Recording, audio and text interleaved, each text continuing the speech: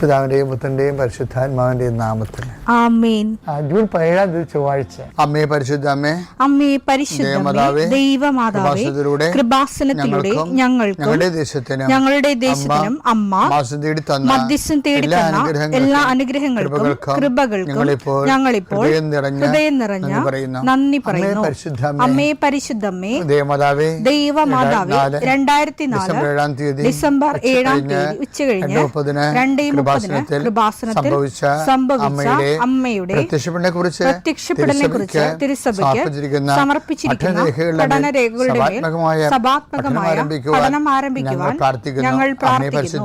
അമ്മേ പരിശുദ്ധമേ, ഭൂസ്വർലോകങ്ങളുടെ രാജ്ഞിയായ അങ്ങേയ്ക്ക് ഭൗമസംരക്ഷണത്തിനായി പ്രപഞ്ചപ്രകൃതിയെ തന്നെ തിരുസഭ പ്രതിഷ്ഠിക്കുവാൻ ഈ പ്രത്യക്ഷീകരണം വഴി ഇടയാക്കണമേ. പരിശുദ്ധമേ, ജപമാല മാതാവേ, സകല പ്രാർത്ഥനയോടും ചേർത്ത് ഞങ്ങളിപ്പോൾ പ്രാർത്ഥിക്കുന്ന ഈ കുടുംബത്തിന്റെ പ്രത്യേക നിയോഗം പറ മക്കളെ.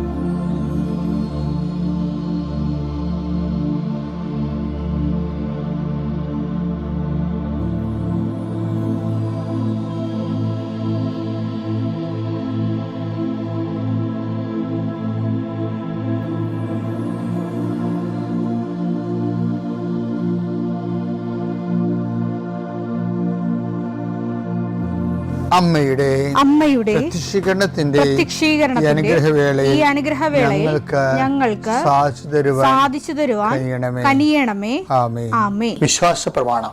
സർവശക്തനായ പിതാവും ആകാശത്തിന്റെയും ഭൂമിയുടെയും സൃഷ്ടാവുമായ ദൈവത്തിൽ ഞാൻ വിശ്വസിക്കുന്നു. അവിടുത്തെ ഏകപുത്രനും ഞങ്ങളുടെ കർത്താവുമായ ഈശോമിശിഹായിലും ഞാൻ വിശ്വസിക്കുന്നു. ഈ പുത്രൻ പരിശുദ്ധാത്മാവിനാൽ ഗർഭസ്ഥനായി കന്യകാമറിയത്തിൽ നിന്ന് പിറന്ന് പൊന്തിയോസ് പീലാത്തോസിന്റെ കാലത്ത് പീഡകൾ സഹിച്ച് കുരിശിൽ തറയ്ക്കപ്പെട്ട് മരിച്ച് അടക്കപ്പെട്ട് പാതാളങ്ങളിൽ ഇറങ്ങി മരിച്ചവരുടെ ഇടയിൽ നിന്ന് 3-ാം നാൾ ഉയർത്ത് സ്വർഗത്തിലേക്ക് എഴുന്നള്ളി സർവശക്തിയുള്ള പിതാവായ ദൈവത്തിന്റെ വലതുഭാഗത്തിരിക്കുന്നു. അവിടെ നിന്ന് ജീവിക്കുന്നവരെയും മരിച്ചവരെയും വിധിക്കുവാൻ വരുമെന്നും ഞാൻ വിശ്വസിക്കുന്നു. പരിശുദ്ധാത്മാവിലും ഞാൻ വിശ്വസിക്കുന്നു. വിശുദ്ധ കത്തോലിക്കാ സഭയിലും പുണ്യവാന്മാരുടെ ഐക്യത്തിലും പാപങ്ങളുടെ മോചനത്തിലും ശരീരത്തിന്റെ ഉയർപ്പിലും നിത്യമായ ജീവിതത്തിലും ഞാൻ വിശ്വസിക്കുന്നു. ആമേൻ. സ്വർഗ്ഗസ്ഥനായ ഞങ്ങളുടെ പിതാവേ, അങ്ങയുടെ നാമം പൂജിതമാകണമേ. അങ്ങയുടെ രാജ്യം വരണമേ. അങ്ങയുടെ തിരുമനസ് സ്വർഗത്തിലെ പോലെ ഭൂമിയിലും ആകണമേ. അന്നു വേണ്ടുന്ന ആഹാരം ഇന്ന് ഞങ്ങൾക്ക് തരണമേ. ഞങ്ങളോട് തെറ്റ് ചെയ്യുന്നവരോട് ഞങ്ങൾ ക്ഷമിക്കുന്നത് പോലെ ഞങ്ങളുടെ തെറ്റുകൾ ഞങ്ങളോടും ക്ഷമിക്കണമേ. ഞങ്ങളെ പ്രലോഭനത്തിൽ ഉൾപ്പെടുത്തരുതേ, തിന്മയിൽ ഞങ്ങൾ രക്ഷിക്കണമേ. ആമേൻ. നന്മ നിറഞ്ഞ മറിയമേ, സ്വസ്തി.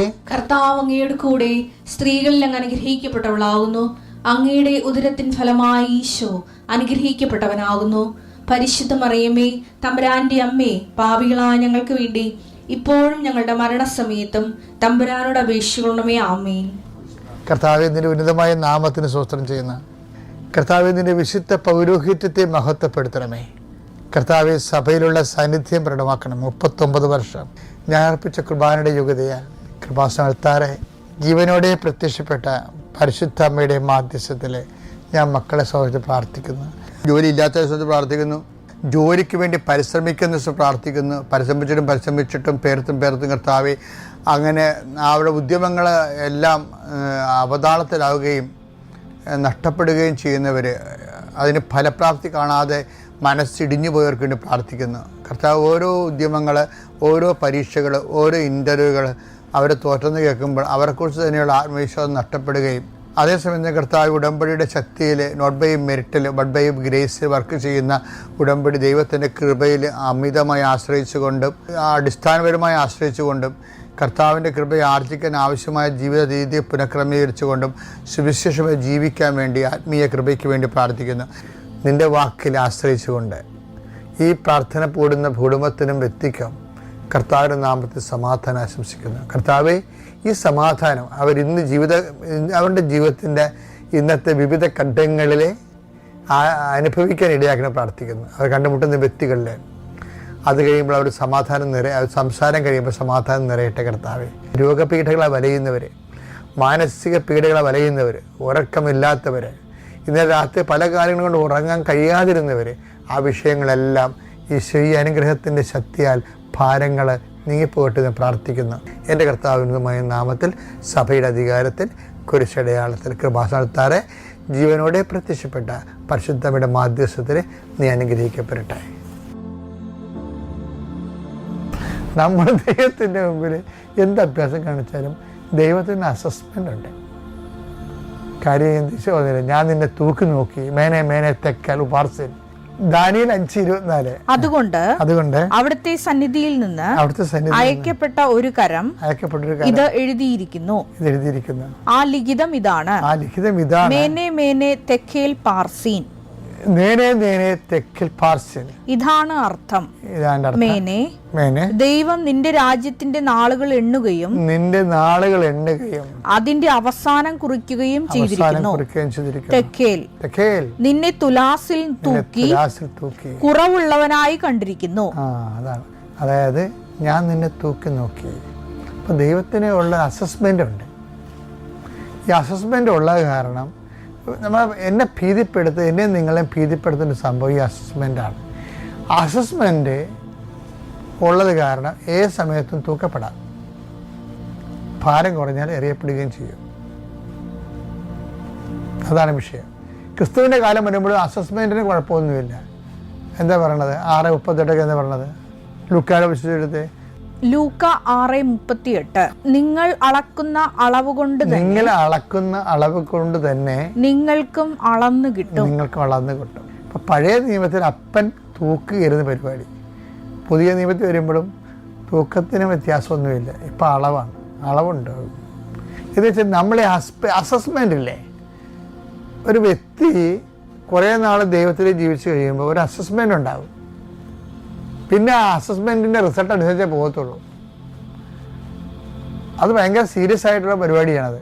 എന്ന് വെച്ച് കഴിഞ്ഞാൽ ഈ ഒരു അപ്രോച്ചിന് ഒരു വ്യത്യാസമില്ല. പഴയ നിയമത്തിൽ തൂക്കം, പുതിയ നിയമത്തിൽ അളവ്. എന്ന് വെച്ചാൽ എന്താ ഉദ്ദേശിക്കുന്നത്? നമ്മൾ ദൈവദൃശ്യനിധിയിൽ ഭാരമുള്ളവരായിരിക്കണം. ഞാൻ നിന്നെ തൂക്കി നോക്കി, നീ ഭാരം കുറഞ്ഞവരായി കാണപ്പെട്ടു എന്ന് പറയണത്. അപ്പം എന്താ ഉദ്ദേശിക്കുന്നത് വെച്ച് കഴിഞ്ഞാൽ ദൈവത്തിൻ്റെ തിരുസന്നിധിയിൽ നമ്മൾക്കൊരു വില ഉണ്ടാകണം. നമ്മളെ കൊണ്ട് ദൈവത്തിന് എന്ത് പ്രയോജനം എന്ന് പറഞ്ഞാൽ അതാണ്. അല്ലാതെ ദൈവത്തെ കൊണ്ട് നമുക്കെന്ത് പ്രയോജനം എന്ന രീതിയിലാണ് നമ്മൾ ലൈഫ് ചെയ്യുന്നത് കൊണ്ടാണ് നമ്മൾ പലപ്പോഴും വളരാതെ ഇരിക്കുന്നതും ദൈവത്തിന് ഒരു മെഗാ പ്രോജക്റ്റ് നമ്മളോട് ചെയ്യാൻ പറ്റാവുന്നത്. ദൈവത്തിന് ഇപ്പോൾ ഈ ഫ്രാൻസിസ് സേവറിനെയൊക്കെ വെച്ചുകൊണ്ട് എന്നാ ചെയ്തിരിക്കണേ, ഈ അസിസിയെ വെച്ചുകൊണ്ട് എന്നാ ചെയ്തിരിക്കണത്? ചിന്തിക്കാൻ പറ്റുമോ? രാജ്യങ്ങളല്ലേ അവർ കർത്താവിലേക്ക് കൊണ്ടുവന്നത്. അപ്പോൾ ഒരു മെഗാ പ്രോജക്റ്റ് ചെയ്യാൻ പറ്റുന്ന രീതിയിലേക്ക് നമ്മുടെ ഇൻഫ്രാസ്ട്രക്ചർ ഡെവലപ്പ് ചെയ്തെടുക്കണം. അല്ലാതെ ഒരു മിനിമം പരിപാടിയൊക്കെ ആയിട്ട് എങ്ങനെയെങ്കിലും ചത്തുകെട്ട് പോകുക എന്നുള്ളൊരു രീതിയിൽ നിന്നുള്ള ആ ഒരു സ്ട്രാറ്റജി ഒന്ന് മാറ്റണം നല്ലതായിരിക്കും. കർത്താവ് എന്നെ എടുത്ത് ഉപയോഗിക്കണമേ, നിൻ്റെ ഒരു റേഞ്ചിലെടുത്ത് ഉപയോഗിക്കാൻ പറ്റുന്ന രീതിയിൽ എൻ്റെ സാധ്യതകളെ നീ വളർത്തണമേ, അങ്ങനെ നീ എന്നെ ഉപയോഗിക്കണമേ ആണ്. അങ്ങനെ വരുമ്പോൾ ദൈവത്തിന് പ്രയോജനമുള്ള വ്യക്തിയായി മാറും. കാരണം ഇതെന്ത് ഞാൻ നിങ്ങളോട് പറയണതല്ല, ഇതെല്ലാം സത്യമായ കാര്യങ്ങളാണ്. അതായത് ആയിരങ്ങളുടെ അനുഭവങ്ങളിലൂടെയും എൻ്റെ സ്വന്തം അനുഭവത്തിലൂടെയും ദൃശ്യാനുഭവത്തിലൂടെയും അതുപോലെ കേൾവിയിലൂടെയും ഒക്കെ എല്ലാം ഇങ്ങനെ ദൈവത്തിൻ്റെ സാന്നിധ്യം നമുക്ക് വളരെ ലളിതമായി സംലഭ്യമാണ്. അല്ല, ഇതൊരു വിശ്വാസത്തിൻ്റെ വിഷയമായിട്ട് എനിക്ക് ഒരിക്കലും തോന്നിയിട്ടില്ല. അതൊരു കിൻഡർ ഗാർഡൻ സ്റ്റൈലാണ്, വിശ്വാസം അല്ല. ശരിക്കും പറഞ്ഞാൽ നമ്മൾ കണ്ടും തൊട്ടും കേട്ടും മണത്തും ഒക്കെ ജീവിക്കേണ്ട ദൈവത്തിനെ. അത്രയും ടാഞ്ചിബിളാണ്. അതുകൊണ്ട് ആ ഒരു ബോധത്തെ വേണം ദൈവമായിട്ടുള്ള എല്ലാ വിഷയങ്ങളെയും ക്രമീകരിക്കാൻ. വളരെ പ്രത്യാശയോടെ. Thank you. അത്യപൂർവ ദൈവാനുഭവങ്ങൾ ഇനി നിങ്ങൾക്കും സ്വന്തം. ഈ യൂട്യൂബ് ചാനൽ ഇതുവരെ സബ്സ്ക്രൈബ് ചെയ്തിട്ടില്ലെങ്കിൽ ഇപ്പോൾ തന്നെ സബ്സ്ക്രൈബ് ചെയ്യുക.